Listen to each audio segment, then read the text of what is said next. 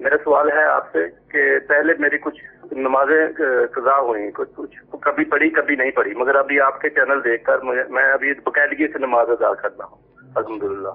تو پہلے جو چھوٹی ہوئی نماز ہے کس طرح دوبارہ ادا کی جائے، اور توبہ کا طریقہ بتائیں کہ توبہ کس طریقے سے کیا جائے.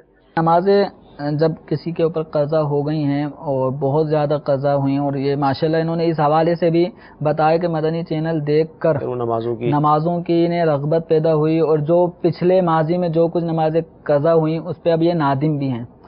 تو جو سچی توبہ کرتا ہے اللہ تبارک و تعالی اس کے گناہ معاف فرماتا ہے. تو التائب من الذنب کمن لا ذنب له. تو نمازوں کے قضا کے جو گناہ ہوئے ان پہ سچی توبہ کریں، اللہ تبارک و تعالی کی بارگاہ میں بندہ ندامت سے کچھ آنسو بہائے سچی ندامت کے ساتھ، اور آئندہ نمازیں قضا نہ کرنے کا سچا عہد کریں. لیکن جو پچھلی نمازیں چھوٹ گئی ہیں توبہ کر لینے سے وہ ختم نہیں ہوں گی، وہ قرض کے طور پہ باقی رہیں گی، اور یہ آپ نے جیتے جی ادا کرنی ہے. یہ بھی ایک ذمہ داری ہے.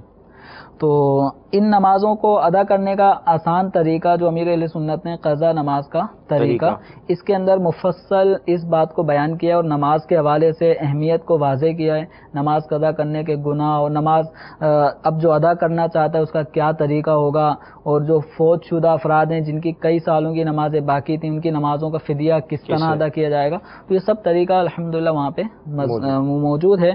تو اس رسالے کو ضرور مطالعے میں لائیں، اور ممکن ہے کہ یہ مطالعہ کرتے ہوں مزید اس طرح یہ سوچ کو عام کریں کہ وہ مسلمان کے جو نماز سے دور ہیں، جس طرح آپ نماز کے قریب آ گئے اس طرح اب یہ کام عام کرنا شروع کر دیں. مسلمان جو نا وہ نماز کے قریب آئے. صلو علی الحبیب صلی اللہ تعالی علی محمد. مجھے اپنی اور ساری دنیا کے لوگوں کی اصلاح کی کوشش کرنی ہے.